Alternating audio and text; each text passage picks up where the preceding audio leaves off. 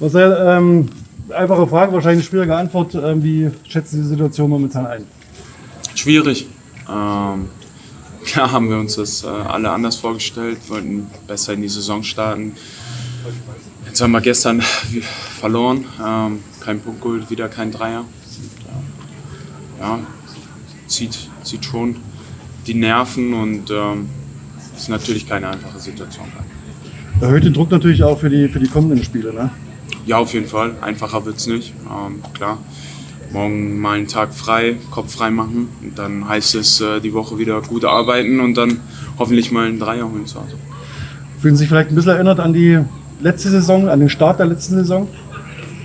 Ja, klar habe ich da auch nur zugucken können. Und es lief einfach nicht. Aber jetzt mit dem Trainerteam, wir kriegen einfach zu einfach Gegentore.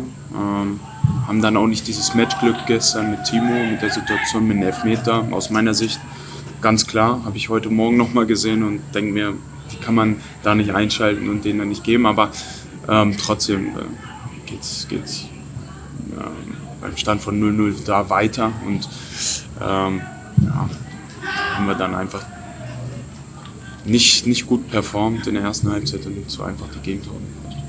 Was die Elfmeter angeht, sieht wahrscheinlich jeder so, wie Sie es auch gesehen haben. Was die Spielform angeht, fühlen Sie sich da vielleicht auch erinnert an die Situation, an das letzte Jahr, an die letzte Saison, wo ja doch auch die Abwehr manchmal ein bisschen, soll ich sagen, allein gelassen wurde oder dann auf einmal Situationen geschaffen wurden, auch durch die Taktik, dass man in Situationen kommt, die vielleicht nicht ganz so günstig sind? Nee, eigentlich nicht. Also wir verteidigen schon im Bund, gehen vorne drauf. Pressing ist eigentlich gut gewesen gestern. Restverteidigung war beim ersten Tor auch eigentlich gegeben. Bisschen Pech, dass die dann so rauskommen und die Tiefe suchen und dann ist es natürlich zu einfach.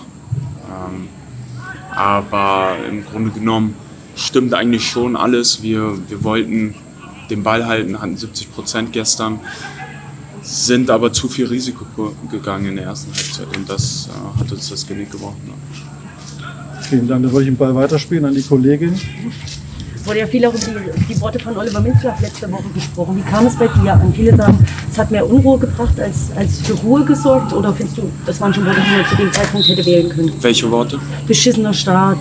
Ich sage jetzt mal diese Alarm. Ist schon okay, er hat ja nicht Unrecht. Also wir haben 2 Spiele in Stuttgart, zu Hause gegen Köln.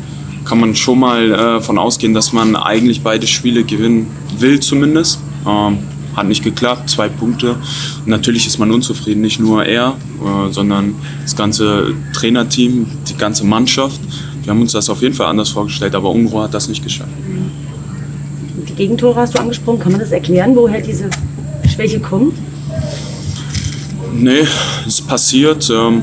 Heißt, man muss in der Woche dran trainieren, dass es nicht so einfach passiert. Viele Fans fordern jetzt auf Social Media einen Trainerwechsel. Wie kommt das bei euch an? Das ist sicherlich absurd, die Forderung. Natürlich absurd. Also letzte Saison haben wir noch den Pokal geholt, wurden alle hochgejubelt. Jetzt, das ist nun mal so ein Fußball, das geht ganz schnell. Und ich habe es jetzt auch zum ersten Mal gehört, aber das lasse ich links liegen. Ist der Ballbesitzfußball vielleicht auch ist aktuell das richtige Element für euch? Gerade mit Timo Werner, mit Christian Kunku, die ja dann doch Tiefe brauchen statt Ballbesitz? Naja, unter Julian Nagelsmann haben wir auch Fußball gespielt und waren auch dominant. Es geht einfach darum, dass wir die leichten Fehler, die wir gestern nun mal gemacht haben, abschaffen und dann sind wir gut gestaffelt und kriegen dann auch nicht so einfach die Gegentore, wenn wir nun mal den Ball besser in den Reihen halten und ballsicherer sind. Mit Blick auf Wolfsburg, wie siehst du die Mannschaft auch schlecht gestartet? Dann jetzt ein Heimspiel gegen die schwierige Konstellation. Wie schätzt du das Ganze ein? Ich habe mich mit Wolfsburg noch gar nicht beschäftigt. Ja. Klar, mit Niko Kovac haben sie einen guten Trainer aus meiner Sicht. Aber alles Weitere werde ich jetzt die Woche dann sehen. Wie war denn die Stimmung nach dem Spiel in der Kabine? Hat der Trainer auf den Tisch gehauen? Hast du auf den Tisch gehauen? Irgendjemand auf den Tisch gehauen? Oder war einfach Ruhe und alles völlig fertig? Also nach dem Spiel kommen wir einmal im Kreis zusammen und da werden die Fakten auf den Tisch gehauen. Der Trainer hat natürlich